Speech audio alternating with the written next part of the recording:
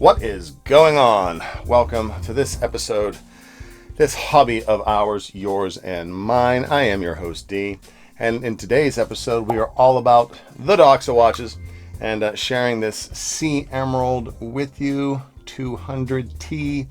You'll see it on wrist in a moment. You'll also see some books from the good doc. How are you, Dr. Miller? Hope you're doing well. Got this one in on loan from my friend Jacque at DOXA and her team. Shout out to her and her team. Thank you so very much for letting me check out your stuff and put out a review there. I do admire the way DOXA is, I guess, probably listening to their fan base, their buyer base, and making these watches a little more size palatable, if you would, for the smaller wristed. For many years, the 300 model line and the others were, north of 42. Then you had the Coraline, which was the ladies' models from the 70s, which are like 32, 33-ish. Kind of don't remember. But now you've got, this is at 39 millimeters. My Aristera is 42. The 250T GMT is 40 millimeters. There's a lot of play in there. I can more or less pull off any DOXA watch that I want to, size-wise. Although, to be fair, I've never tried one of their chronos. Maybe Jacque will loan me a chrono. But I definitely like the sub T-Raf or something like that. But the reality is they are listening to whomever is saying, hey, we would like a smaller diameter, please. And they are bringing it out in force. Absolutely love this dial. This is the first time I've spent any serious quality time with this rendering, the Sea Emerald, because I've been belaboring my 250T GMT purchase, not knowing which one to get. I secretly hope Jacque will make me a special hobby of ours dial. Come on, Jax, hook a brother up.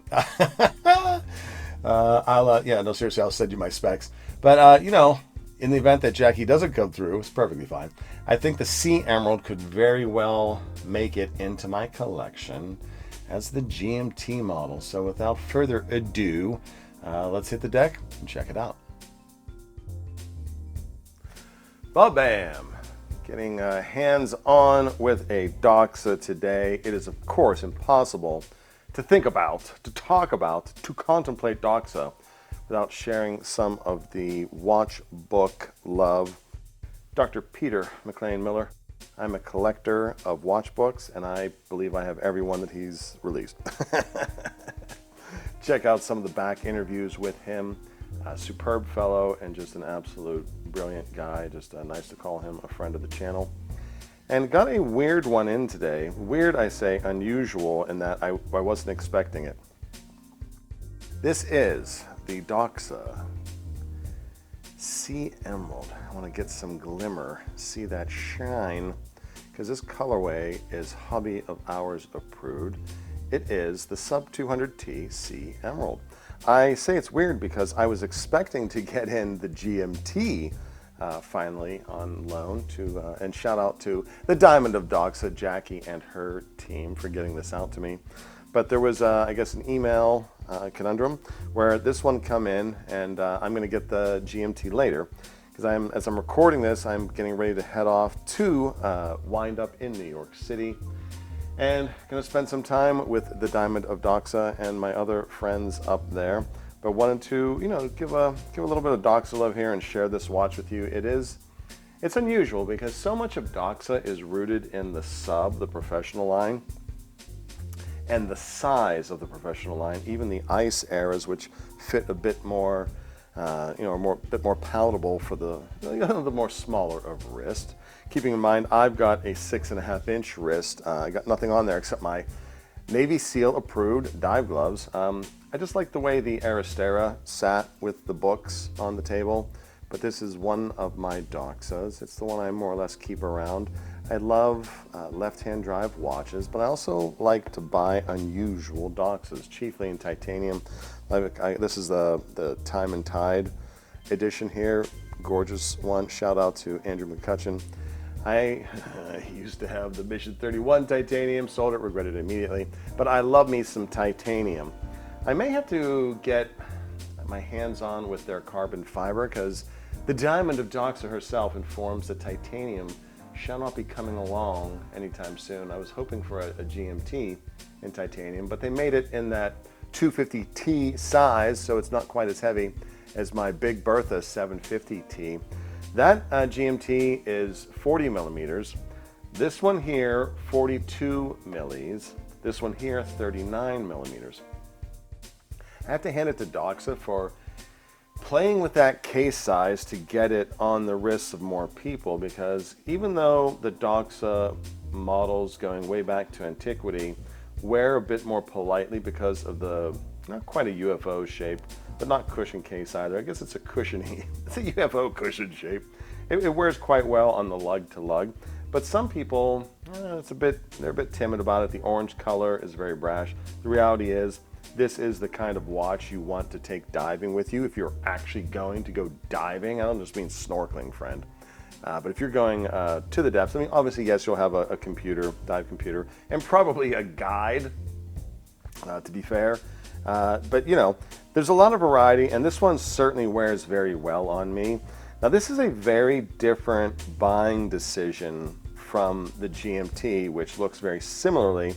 The GMT's millimeter larger. It's about $1,000 more roughly. So if you don't care about GMTs, but you like this size, 3940, it's fairly, here's the thing, 3940 millimeters can be a chasm of difference in some watches with the DOXA line, because all of their models have polite lug to lug.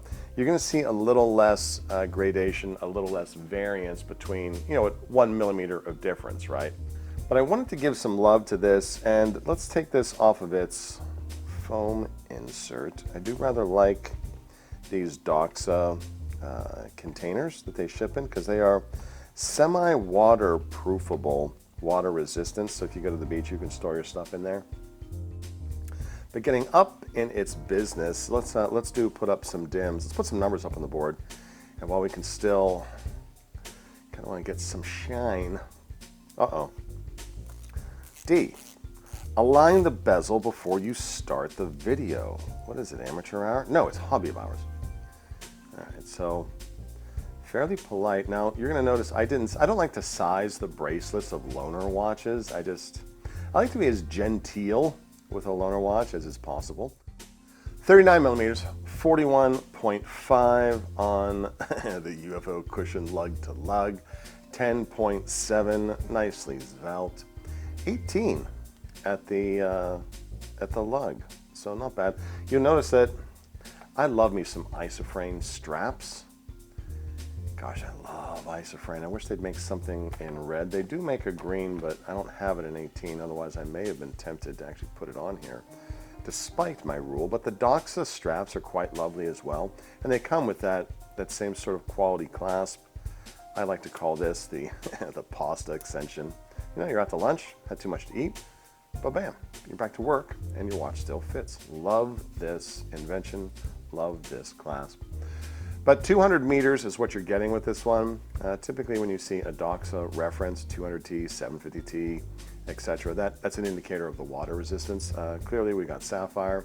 We got 38 hours of power reserve. I don't recall if it's the ETA or Solita movement that's in there, but it's certainly one of the two, and they're very comparable. Workhorse movements, and just, I love it. I love these watches. I think, like if Jackie and I were on a live episode together, and she asked me, you know, if they could make a DOXA just for me, just for hobby of hours, it would be titanium, green machine, GMT, and I'm wondering about the Sea Emerald. It has that, it's very shiny. Sometimes I go back and forth between wanting a matte dial and a shiny dial, and it's well executed. I have definitely not seen a Highland green matte dial, Jacques, so maybe you could put that on the radar for Q2 of the forthcoming fiscal year. I would love that. But you know what? You could play a dial space there, Jackie. Just put hobby of hours on the dial for me. My birthday's in February, friend, so hook me up. But I'm going to put this on the wrist in a moment, just trying to capture some of the shine, because that is where the Sea Emerald really does shine, is in catching that glint of light, which is going to help with legibility. If I'm going underwater, I definitely would do like an orange, but you know, my Caribbean blue one, which I always said would be my dive watch if I traveled to the Caribbean, because it's Robusto. I have to make a purchase of the 250T GMT, if for another reason that I've done so many videos about it. Love it, love it, love it, love it. All right, so let's put this baby on wrist. Ba-bam. On my 6.5-inch wrist. It's funny, I can wear pretty much any DOXA. I can wear any DOXA I want, America.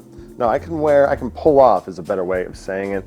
Just so happens that the smaller ones fit me better for, say, a day-to-day instead of like a dive mission. But this one wears marvelously. 39 millimeters. But yeah, I'm dying to get that GMT. I'm probably just going to end up buying one. I don't know why I've been belaboring it. There's been a bit of a quandary of the colorway because there's so many cool colorways when they brought that out, when they debuted that line. I had so much fun making those videos. DOXA GMT, it's dynamite. I'll spare you the singing today. But let's get this on wrist next to the Aristera. That way you'll see what it's like to have a 42 next to this 39. And a double ba-bam. Looking at the, kind of hard to get a Castro with this isoframe. Well, at least the isoframe goes up high on the wrist with that adjustability. But you're looking at about 13.65 millis on the height there, so a bit more millis. This is 300 meters, this one, so 100 meters more of water resistance. Just to give you a sense, the nice thing about DOXA is they're expanding their presence in North America, and you can get hands-on. My DOXA AD of record is, of course, Jay at Topper Fine Jewelers in Burlingame, California, just outside of San Francisco. We also have got exquisite timepieces down in Florida. Both of those are highly reputable. And yeah, so if you're interested in these, I would highly recommend going in and trying on a couple models so you can dial in that wrist presence diameter.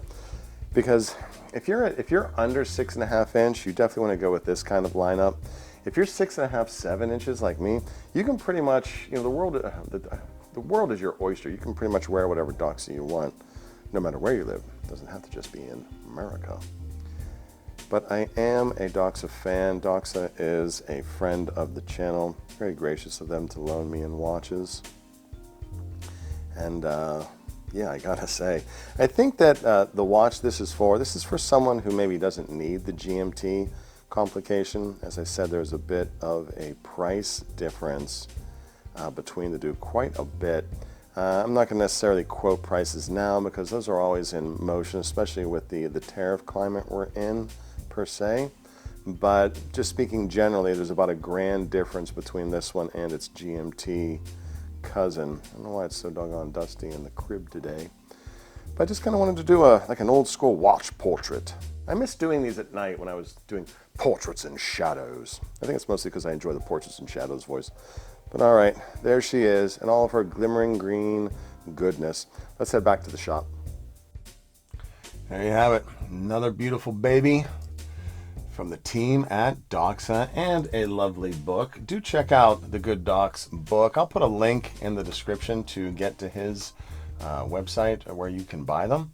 And pretty amazing to, it's amazing to know the diamond of DOXA, but also the unofficial historian, Dr. Miller, and have him on the channel. It'd be fun to have the both of them on a channel, do like a DOXA, like a massive DOXA showdown episode. Let me know if you would be interested in seeing that. Maybe I can get that arranged. But thank you to him for also being a friend of the channel, and check out these books of his, especially if you're a DOXA lover, if you like watch books in general. Very worthy read, even though I'm mostly into the pictures. I like picture books, but not coffee table books. Very, very different. And thank you again to Jackie and her team for loaning this baby in. She is safe and sound as a pound. I will get this back off to you in the post shortly. I gotta do the edit first, of course. But then also looking forward to syncing up with you, Jackie, in New York City for Wind Up. And if you're going to be in New York, I'm trying to think when this episode is going to air. This is either going to air the Tuesday of the week or the Friday of the week. I kind of don't know. Maybe I'll accelerate. We'll see. In that event, if you're seeing this before Wind Up, you end up at the show. If you're a viewer of the channel, come say hey if you're out there. and we'll bro out and talk watches. Enjoy this hobby of ours. We'll share this hobby together, this wonderful, beautiful hobby of ours. And I hope that wherever you are in the world, you're doing well, that you're blessed, you're enjoying your watches. We will catch you in the next one. Peace. If you'd like to support the channel, head over to hobbyofhours.com. We've got artwork, coffee mugs, hats, t-shirts, and even a watch book. 1001 Watch Designs, Volume 1. Over 1,000 designs in here. Steampunk, super futuristic, kaleidoscope, even super real ones. Watches that you could probably put on your wrist today. It's a great way to support the channel. Thanks for coming along on the ride.